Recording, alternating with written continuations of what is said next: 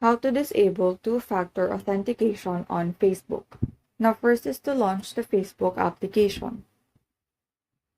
Tap the three horizontal lines or the menu icon found on the top right corner. Scroll down, tap on Settings and Privacy, select Settings, and then go to Account Center. Under Account Settings, select Password and Security. Go to two-factor authentication. Now select the account that you want to disable the two-factor authentication. So just re-enter your password and then hit continue.